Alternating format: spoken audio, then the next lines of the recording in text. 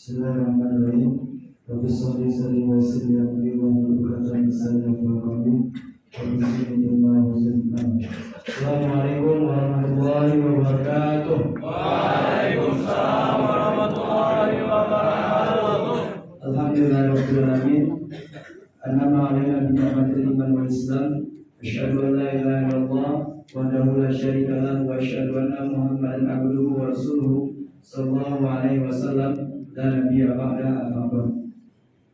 Puji dan syukur kepada Allah Subhanahu wa taala yang mana Allah telah melimpahkan rahmat dan nikmat-Nya sehingga terdapat hadir dalam ruangan yang penuh berkah ini, yang penuh nikmat serta syukur, dan di ruangan yang sama-sama kita cintai ini, di masjid yang sama-sama kita cintai ini, dalam rangka menaikkan ibadah puasa, salat tarawih dan witir secara berjamaah.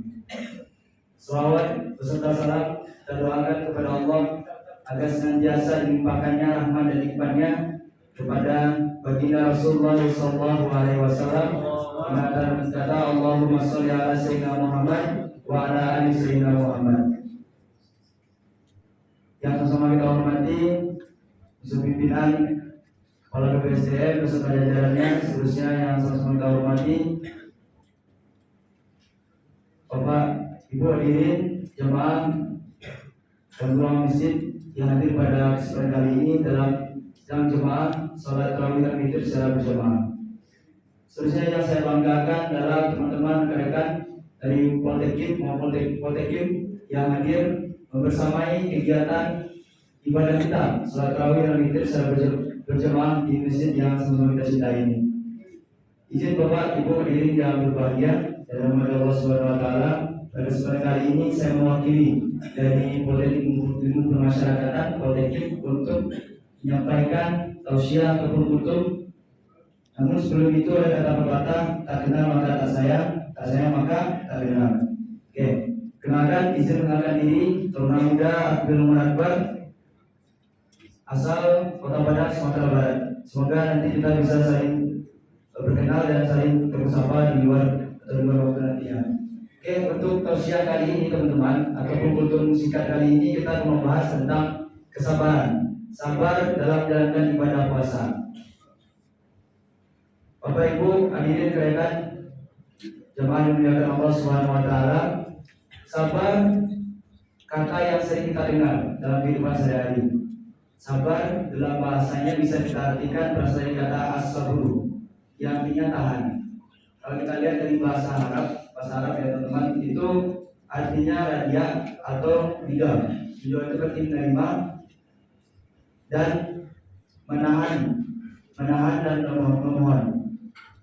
Sabar bisa kita analogikan dengan kisah ketika Rasulullah SAW ketika di Mekah pada masa awalnya berkembangnya agama Islam.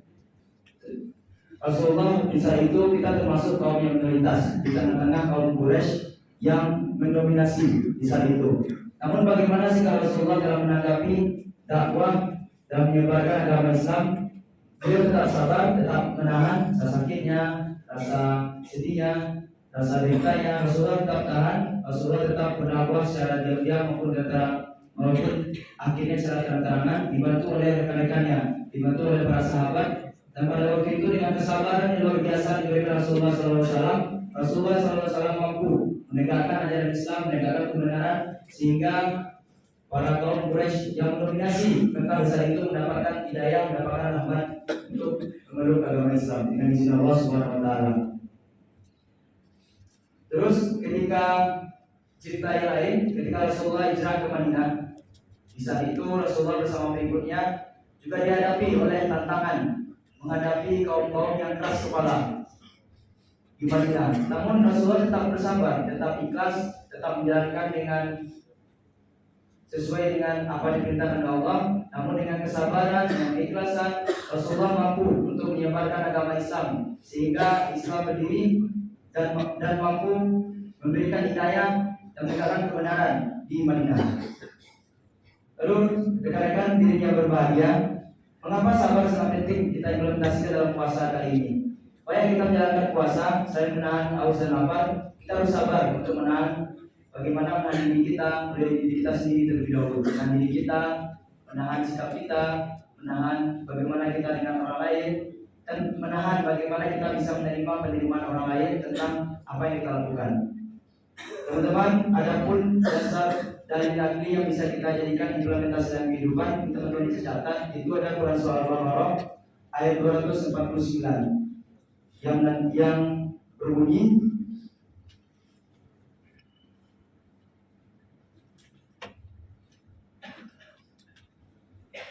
A'udzu billahi minasy syaithanir rajim. Bismillahirrahmanirrahim. Qala alladziina yadhunnuna annahum mulaqu Allahi kam min fi'atin qalilatin ghalabat fi'atan katsiratan bi'iznillah wallahu ma'as sabirin.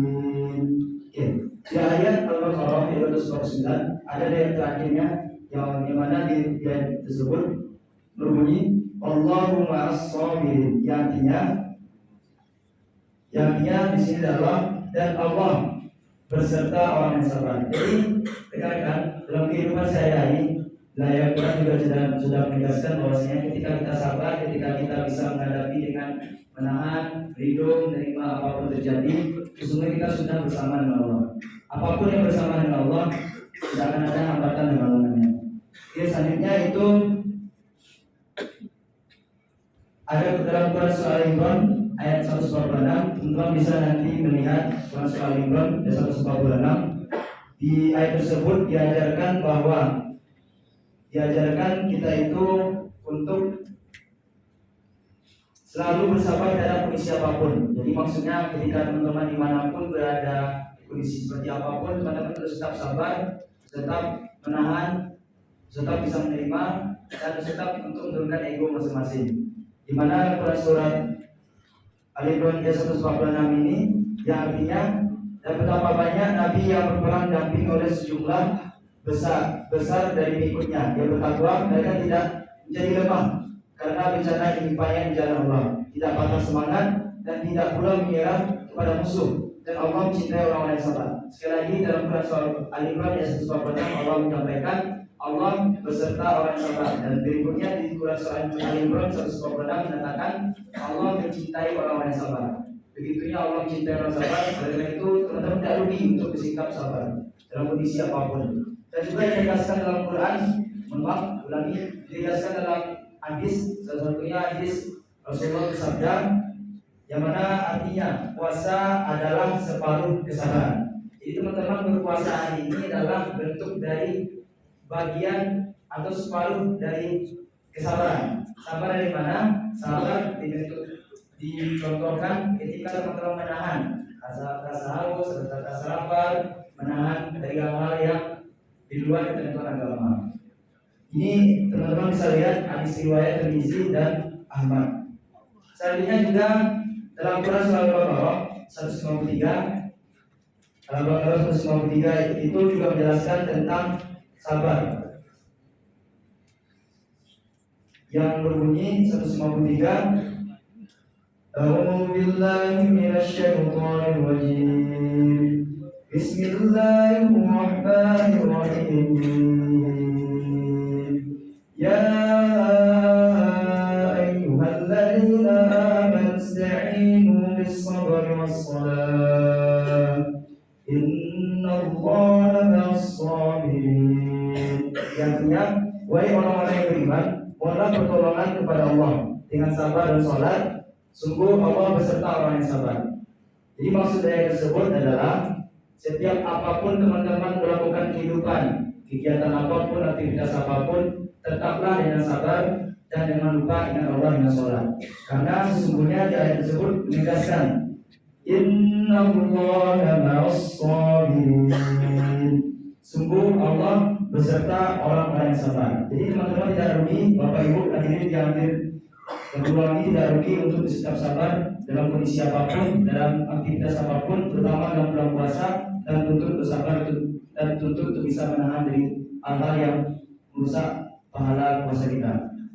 Lalu juga dalam ayat Al-Quran Al-Baqarah ayat dalam surah yang sama Tapi kita bergeser ke ayat 45 yang berbunyi Bismillahirrahmanirrahim. Wasta'inu bis-sabri was-salah wa innaha lakabiratun illa 'alal khashi'in. Yang artinya, dan mohonlah pertolongan kepada Allah yang sabar dan sholat. Dan sholat itu sungguh berat kecuali bagi orang yang khusyuk. Yang artinya, mengapa di sini kita ambil?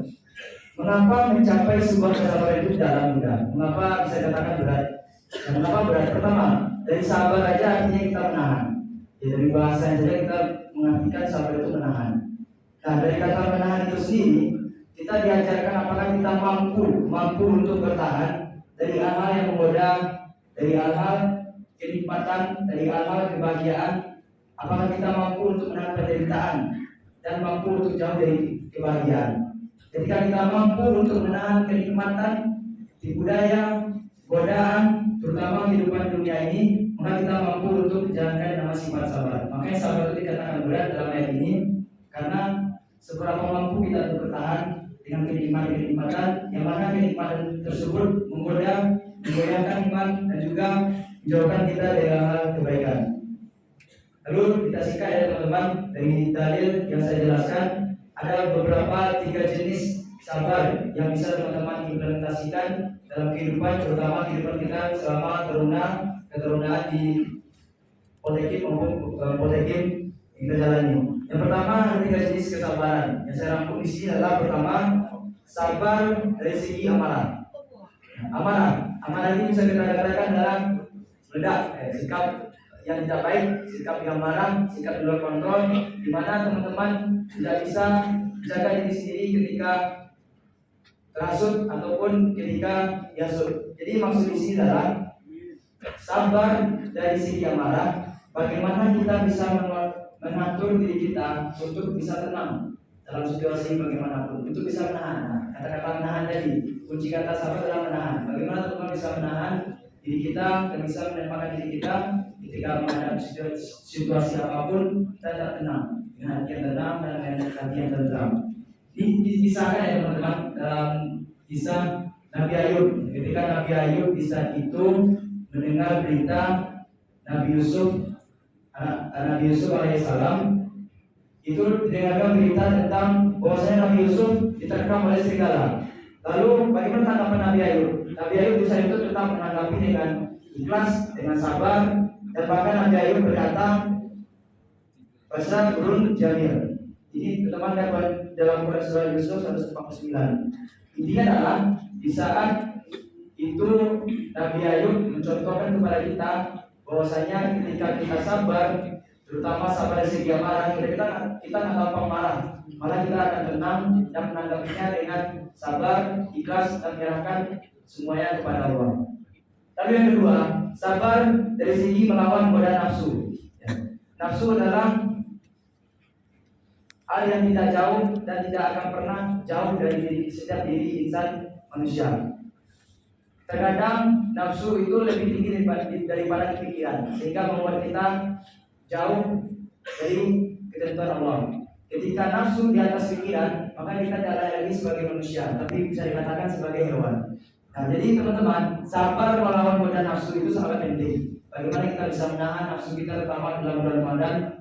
Ya kita nggak tahu ya, apapun kita lakukan itu cuma Allah yang tahu dengan kita. Mungkin ada di antara teman-teman yang saat ini berpuasa, namun pada faktanya di belakang, mungkin di asrama ataupun di kelas ataupun mungkin di tempat-tempat yang tidak bisa dilihat oleh manusia, mana teman-teman makan atau mungkin minum tanpa diketahui. Itu kan nafsu. Dan ketika teman-teman bisa menahan, teman-teman bisa mengatur nafsu teman-teman, maka teman-teman akan tetap menjalankan ibadah puasa dengan sebaik-baiknya dengan menahan rasa haus dan lapar. Dan pentingnya bukan menahan rasa haus dan lapar, tapi juga menahan bagaimana teman-teman bisa mempertahankan pahala puasa Ramadan. Dan di sini juga dikisahkan dalam kisah Nabi Yusuf alaihissalam. Ketika itu Nabi Yusuf alaihissalam, ini mungkin tidak asing lagi teman-teman mendengarkan kisah ini. Di kisah tersebut dikatakan Nabi Yusuf alaihissalam digoda oleh seorang wanita, ya, wanita di kerajaan Mesir di saat itu, dan juga beliau merupakan permaisuri ataupun istri dari kerajaan yang namanya Sulaika. Nah, namun di saat itu apakah Nabi Yusuf tergoda? Tidak. Nabi Yusuf malah berlindung kepada Allah dan tetap berpegang teguh dengan imannya dan menjaga nafsunya. Ini adalah salah satu bentuk cara Nabi mencontohkan kepada kita sebagai umatnya untuk bisa menahan diri kita dari godaan nafsu. Nah, ini yang terakhir adalah sabar dalam menghadapi cobaan. Siapa sih dalam hidup ini yang tidak ada cobaan? Setiap kita punya cobaan. Bahkan di balik cobaan tersebut pasti ada jalan untuk menuju kesuksesannya. Di mana di balik kesulitan pasti ada kemudahan, itu pasti teman-teman. Jadi ketika kita sabar menghadapi cobaan, maka kita sudah satu langkah lebih baik untuk menjadi seorang manusia yang lebih baik, terutama yang bertakwa kepada Allah. Sabar dalam menghadapi cobaan ini, itu contoh dalam kisah Nabi Yusuf juga alaihissalam. Ketika itu Nabi Yusuf, ketika itu di kerajaan Mesir, itu dilanda oleh kekeringan dan musibah yang dimana itu musibahnya tidak diketahui kecuali dari Nabi Yusuf alaihissalam. Ketika itu Nabi Yusuf bermimpi di mana sang raja di sana melihat 7 ekor sapi betina yang gemuk, dan di sisi lain juga melihat 7 ekor sapi betina yang kurus dan tangkai gandum yang hijau, dan sisi lain juga melihat tangkai gandum yang kering. Terus Nabi Yusuf berkata kepada sang raja, diperintahkannya untuk bukan diperintahkan tapi menyarankan untuk bercocok tanam selama 7 tahun, dan disampaikannya apa yang kita tuai hendaknya biarkan tangkainya, maksudnya kecuali sedikit untuk dimakan. Maksudnya adalah apa yang tanam bisa itu yang dicocok tanamin ataupun yang dipanen ataupun yang disiapkan untuk menghadapi musim kekeringan itu hendaklah disisakan untuk bisa dihadapi untuk musim kekeringan berikutnya. Di sini kita dapat mempelajari bahwasanya ada contoh implementasi dari Nabi Yusuf alaihissalam untuk mengajarkan kepada kita bahwasanya ketika kita bisa sabar menghadapi cobaan, pasti akan ada jalan kemudahan yang diberikan Allah, salah satu melalui mimpi yang disampaikan oleh Nabi Yusuf alaihissalam kepada sang raja Mesir. Betapa indahnya kesabaran. Jadi pesan yang dapat kita sampaikan di kutub ini adalah sabar itu teman-teman tidaklah mudah. Namun ketika kita bisa untuk mencoba dari diri kita sendiri, mencoba untuk mengatur diri kita sendiri, mencoba untuk menahan dari diri kita sendiri dari hal-hal tidak baik, maka itu salah satu bentuk sabar yang luar biasa.